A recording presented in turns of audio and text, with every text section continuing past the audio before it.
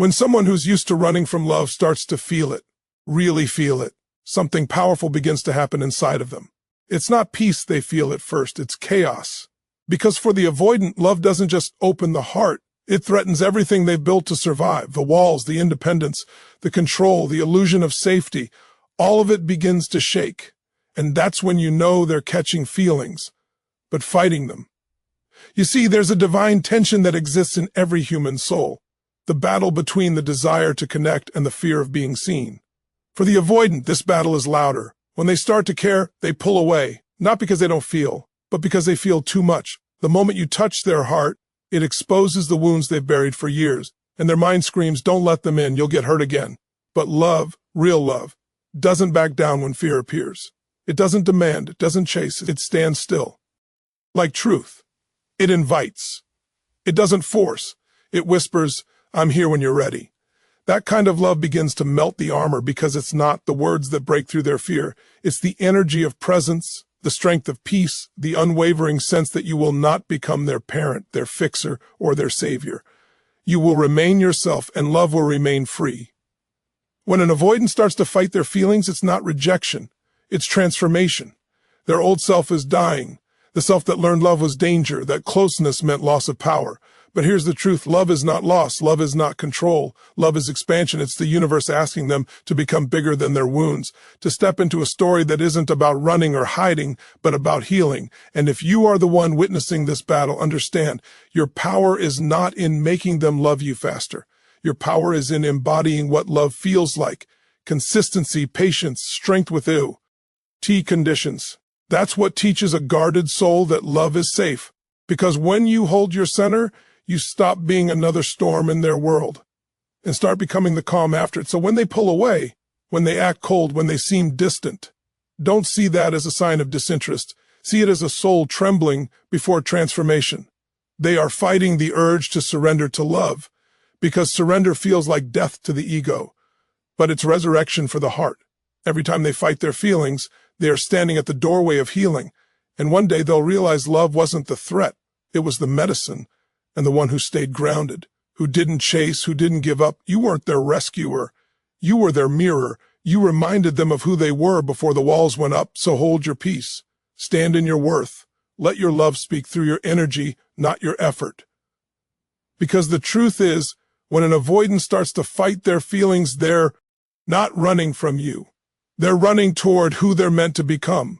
And sometimes the greatest act of love is to simply stand still and let them find their way home. When an avoidant begins to catch feelings, they are thrown into an internal conflict, unlike anything they've faced before.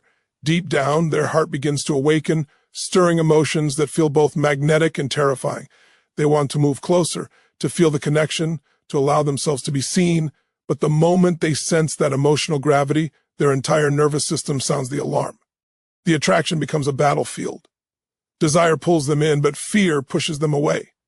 What they feel is not a lack of interest, but an overwhelming clash between two powerful forces, the craving for love and the instinct to protect themselves from it. For most avoidants, love was never a safe space. Somewhere in their past, they learned that vulnerability led to pain, that opening up invited disappointment, contro, or even abandonment. So they built a fortress, not out of arrogance, but out of survival. That wall became their home. It's predictable, secure, and emotionally sterile. And for years, that's what felt safest. But when someone comes along who touches their heart in a real unguarded way, something within them starts to crack. The walls tremble, and what was once safe suddenly feels suffocating. Love becomes both the thing they've always wanted and the thing they fear most. This is why their behavior often seems confusing. One moment they lean in, their eyes soften, their voice lowers, and you can feel their energy open. And the next moment, they pull back, retreating into silence, coldness, or distraction. It's not manipulation, it's self-protection. Their subconscious believes they are standing at the edge of emotional annihilation. It's as if every instinct screams, get away before you lose yourself. What they are really afraid of is not love itself, but the loss of control. That love demands, because to love is to surrender.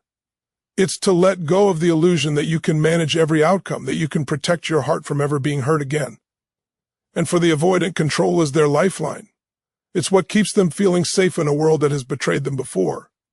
So when they start feeling things deeply, when someone awakens emotions they didn't think they could feel, it's not peaceful, it's disorienting. It's like standing in front of a door that leads to freedom but feeling paralyzed by the idea of walking through it.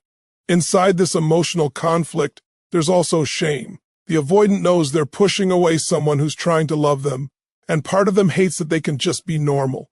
They can feel the other person's pain when they withdraw, and they don't enjoy causing it, but their fear feels stronger than their desire in that moment.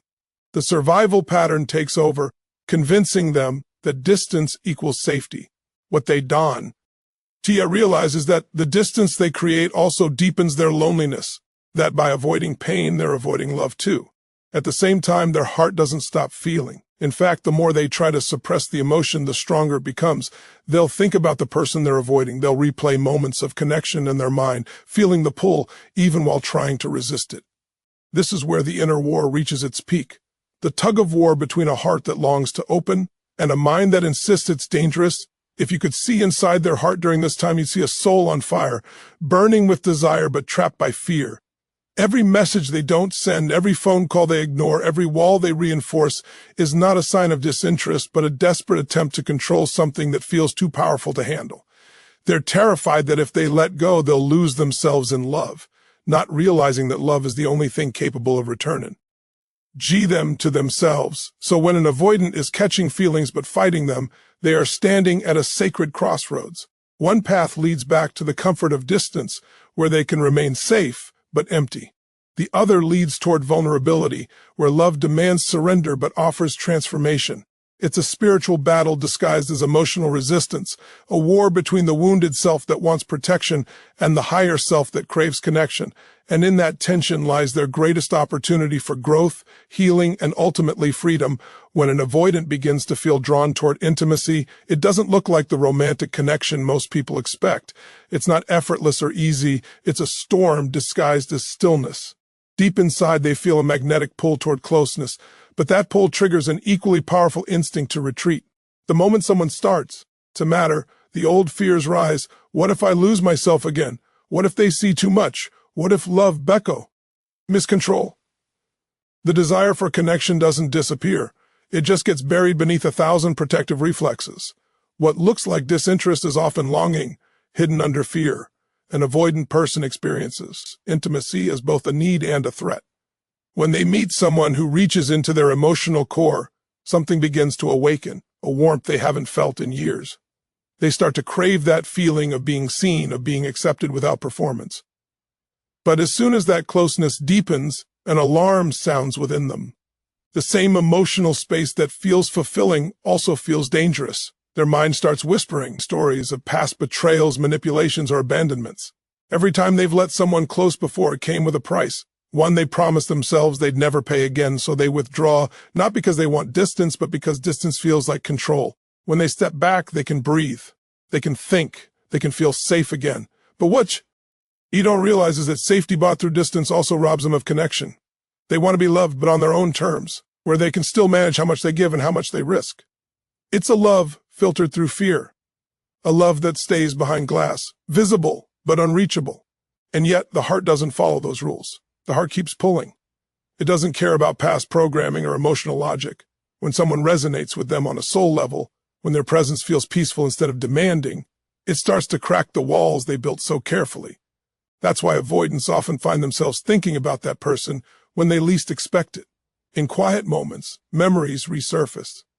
Their heart remembers the feeling of closeness, and no amount of reasoning can erase it. This silent pull toward intimacy becomes their greatest internal conflict, the push and pull between what they desire and what they fear. Sometimes they'll test the emotional spac by giving small bits of themselves, a text here, conversation there, only to pull back again when it feels too vulnerable.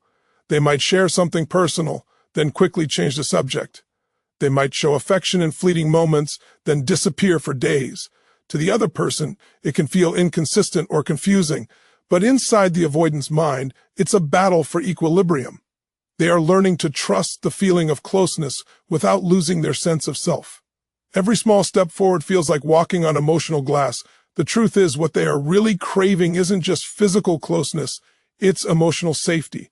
They're looking for proof that love doesn't have to mean surrendering their autonomy, that intimacy doesn't mean being trapped. But that proof can't come through words alone. It comes through energy, consistency, and presence. They're not listening to what you say. They're watching what you embody. When they sense peace instead of pressure, curiosity instead of judgment, patience instead of pursuit, something inside them softens. The pull toward intimacy begins to feel less like a threat and more like a calling.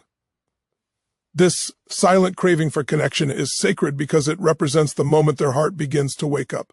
They may not express it clearly.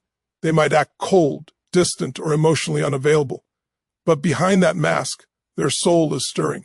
They want to love, but they want to love without losing themselves. They want to feel safe enough to let someone see their real emotions, not the practiced calm or detached confidence they've used for years. When the avoidant starts to feel that pull toward intimacy, they are standing in front of a door they've feared their whole life. And even though fear tells them to turn away, the desire for connection keeps calling them back. Each time they resist and return, they're not playing games. They're learning how to balance love and safety. And one day, when the heart becomes louder than the fear, they will take the step they've avoided for so long. They'll let someone in, not because they have to, but because they finally feel that love doesn't take away their freedom. It deepens it. When an avoidant begins to care deeply, they don't come out and say it. They don't announce, "I'm falling for you." Instead, their emotions start to show through behavior, but in a way that feels confusing, even contradictory. One of the first signs that an avoidant is catching feelings is when they start testing the emotional safety of the connection. These tests are rarely conscious or intentional. They come from deep survival instincts. Their subconscious starts asking questions. It doesn't know how to voice, "Can I trust you with my heart? Will you still be here if I pull away? Will you try to control me if I open up?" And instead of asking those questions with words, they ask them through actions. These tests often come in the form of distance. They might withdraw suddenly after a deep moment of connection. They might take longer to reply, cancel plans, or become emotionally unavailable for no apparent reason. It's not because they've lost interest, it's because they're observing your reaction. To an avoidant, the moment they feel too seen, too loved, or too emotionally exposed, they experience vulnerability as danger. The pullback becomes a way to measure whether you'll respond with pressure or patience. Will you chase them and confirm their fear that love means losing freedom? Or will you stay steady and show that connection doesn't require control? In their inner world, these moments of withdrawal are experiments in safety. They are trying to answer an invisible question: can I be loved and still be free? They need to know that the relationship can hold space for their independence, that their need for emotional breathing room won't cost them love or respect. This is why avoidants often seem to test through silence. When they go Q, yet they're not punishing you, they're seeing if the bond can survive absence. If your energy remains peaceful and grounded, their nervous system begins to relax. They start to believe that love doesn't vanish when they step back, that maybe for the first time they can belong without being consumed. Another kind of test shows up through emotional unpredictability. One day, they might be warm, affectionate, deeply present, and the next, they're distant, almost cold. To you, it feels like inconsistency. To them, it's self-preservation. The push-pull dynamic is their way of regulating emotions that feel too intense. They're not testing your patience for the sake of control. They're testing whether your presence can feel stable enough to hold their chaos. Each time you don't react with fear, guilt, or anger, you help rewrite their emotional script. They begin to internalize that love doesn't have to equal pressure. It can be safe, calm, and consistent. But here's what most people don't see. These tests are not only about you, they're also about them. The avoidant is testing themselves too. They want to see if they can handle intimacy without running, if they can stay connected without losing their power. Each small moment of vulnerability is a battle between old conditioning and new desire. When they resist the urge to disappear completely, it's a victory. When they open up even slightly, it's courage. Their testing phase is not manipulation, it's evidence of a soul that's trying to heal but doesn't yet know how. When they push you away, they are really saying, "Show me that love can be different this time." They were searching for proof that their heart won't be punished for opening. And your response in those moments speaks louder than any words. If you chase, lecture, or demand closeness, they'll retreat further into their armor. But if you stand firm in love without pressure, if your energy says, "You're free and I'm still here," something inside them begins to shift. That calm, grounded energy disarms their defenses in a way that words never could. These subconscious tests are the avoidance way of learning that love can be steady.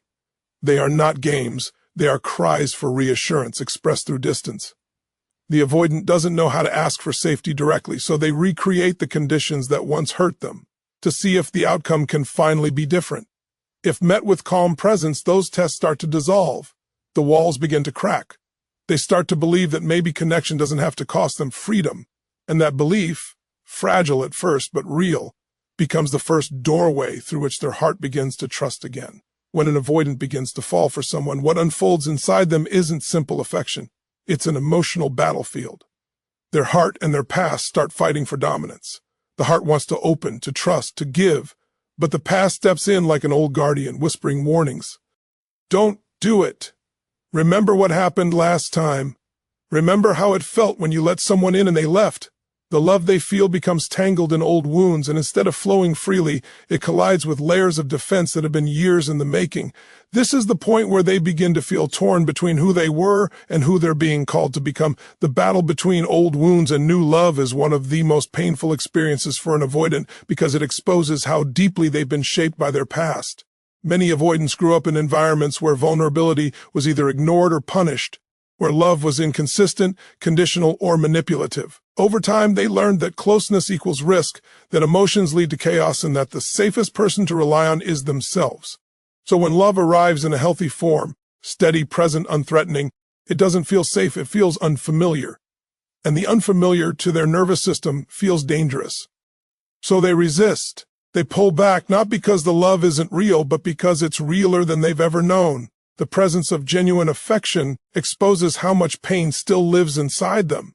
Love acts like a mirror, reflecting the parts of themselves they've buried, the fear, the shame, the longing, the vulnerability they swore to never show again. And this reflection is both beautiful and unbearable. They want to stay, but the emotions it awakens are too intense. It's not the person they fear, it's the emotional mirror that person holds up to their soul. Their old programming tells them that love equals surrender, that being emotionally open means being powerless. Their body remembers what it felt like to depend on someone who didn't show up, to be honest and then be hurt for it. So even when the new love is kind, patient, and sincere, their instincts scream that it's too good to be true. They start to imagine loss before it happens. They rehearse disappointment in advance as if preparing for the inevitable. And in doing so, they sabotage the very connection that could have healed them. Yet beneath that fear, something deeper is stirring. Every time they push love away, they feel the ache of separation. Every time they retreat, they miss the connection that brought them alive. This cycle of push and pull becomes their inner teacher. It reveals the truth that their heart no longer wants isolation. It wants to trust again. But trust can't be forced.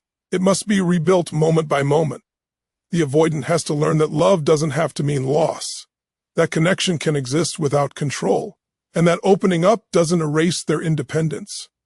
This is where the transformation begins, not in the moments of perfect harmony, but in the tension between fear and desire. Every time they choose to stay present despite discomfort, they rewrite their story. Every time they allow themselves to feel without running, they reclaim a part of their humanity that was on. Buried under pain. The old wounds start losing their authority. The voice that once said, "Love will hurt you," grows quieter. And a new truth begins to take root. Love can heal you if you let it. New love, when met with old fear, becomes the most powerful teacher of all. It exposes the distance between who they were and who they could be. It challenges them to see that their defenses are not protection anymore, they're prisons. And as they slowly realize that the person before them isn't their past, but a reflection of the safety they've always craved, a battle within begins to soften. What once felt like war turns into surrender, not the kind that weakens, but the kind that frees. Because love, when it's real, doesn't ask the avoidant to abandon themselves. It invites them to come home to who they were before the pain taught them to hide. When an avoidant begins to truly care, something profound happens beneath the surface. Love starts to act as a mirror, one that reflects back everything they've suppressed, denied, or avoided for years. But love also brings healing, not through confrontation or logic, but through energy, patience, and presence. When they meet someone whose energy doesn't push or demand, but simply is, That steadiness begins to stir something inside them. It's not dramatic or loud, it's subtle, sacred even. It awakens a part of them that has been asleep, the part that still believes in connection and softness and trust. Love, when it's steady and grounded, becomes the catalyst for the avoidant's inner healing. At first, this healing doesn't feel like healing at all. It feels uncomfortable. The avoidant starts to sense their walls cracking. They begin to feel emotions they can't control: longing, tenderness, vulnerability. For someone who has built their identity on independence and control, these emotions feel foreign, even threatening. They want to run, to retreat to the safety of distance. But the love that's meeting them isn't Chaz. It's not trying to fix or rescue them. It's simply standing there, patient, unshaken, whole. And that energy sends a powerful message: you are safe even when you're seen. This kind of love bypasses their defenses because it doesn't activate their fear. It doesn't come wrapped in pressure or expectation. It comes through emotional consistency, through someone who knows their worth and doesn't lose themselves trying to prove it. That grounded presence tells the avoidance nervous system something revolutionary. Love doesn't have to take your freedom away. This is where healing begins, in the space between your calm and their chaos, between your stability and their uncertainty. You become the mirror through which they start to see that connection can exist without danger. When love is patient, it slowly begins to melt the armor that fear built. The avoidant may still withdraw, but each time they return, it's with a little more trust. They start to realize that their absence didn't make love disappear. They see that the person they care for didn't collapse, didn't beg, didn't try to control them, and that experience rewires their understanding of what love can be. Love stops feeling like a threat and starts feeling like medicine. The heart that was once closed begins to open, cautiously at first, then more freely. True healing doesn't happen through lectures, ultimatums, or effort.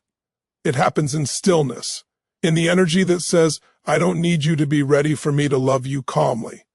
It happens when the avoidant finally experiences a connection where they are accepted in both their closeness and their distance. That acceptance, rather than enabling their fear, begins to dissolve it. Because deep down, every avoidant is waiting to feel safe enough to exhale, to know that they can love without losing their power, that they can be held without being controlled. When they meet someone whose energy embodies that truth, it awakens a kind of spiritual recognition. It's not just emotional chemistry, it's a soul memory. They begin to feel something divine moving through them, a realization that love is not about dependence but expansion. That's when healing becomes transformation. They start to crave depth more than distance. They begin to understand that vulnerability doesn't destroy strength, it amplifies it. What's truly beautiful is that this process doesn't only heal the avoidant, it transforms both people involved. The one offering patient love learns the art of detachment with compassion, and the avoidant learns the sacredness of surrender without fear. Together, they create a new template of love, one that honors individuality while embracing connection. Love, in its purest form, doesn't demand that the avoidant change. It invites them to remember who they are underneath the fear. And in that remembrance, the healing becomes complete, not through force, but through grace. When you love someone with avoidant tendencies, the greatest power you can bring into that connection isn't persuasion or passion, it's presence. The avoidant doesn't respond to pressure, they respond to peace. They don't trust intensity, they trust consistency. Transformation for them doesn't come from words, but from energy, from being with someone who doesn't chase, doesn't force, and doesn't crumble when they withdraw. Patience and presence are what reach them when nothing else can, because the avoidant has lived their entire life expecting love to demand, control, or disappoint. When they encounter a love that doesn't do any of those things, it confuses them at first. Then it begins to heal them. For someone who has spent years defending their independence, love can feel like a threat to their identity. They've built their sense of safety around self-reliance, around not needing anyone. So when connection deepens, the instinct to retreat kicks in. They'll pull away to see if they're still free, to prove to themselves that they can breathe without the relationship swallowing them. It's in those moments that most people panic. They interpret the distance as rejection and start to chase, plead, or prove their worth. But that reaction only reinforces the avoidance fear that love means losing autonomy. True transformation happens when you do the opposite, when you stay still, when you allow space without resentment, when you trust that silence isn't the end, but a part of their process. That kind of stillness speaks louder than any words could. It says, I am not a threat. You can come and go, and my peace remains. That energy creates safety. It shows the avoidance something they've rarely experienced, love that isn't conditional on closeness, love that is indeed desperate for control, love that holds space without collapsing. Your patience becomes their permission to heal. Every time you respond calmly instead of reacting emotionally, you remind them that they can exist in relationship without being engulfed. Every time you honor their space. Instead of chasing it, you prove that love can coexist with freedom. And slowly this begins to rewire their nervous system. Their body learns that connection doesn't have to equal danger, that intimacy doesn't have to mean losing themselves. They start to trust, not just you, but love itself. Presence is not passive, it's powerful. It's the art of standing in your truth while giving someone else the room to find theirs. It's about staying grounded in love, not fear. This doesn't mean tolerating neglect or emotional unavailability. It means understanding the rhythm of their healing.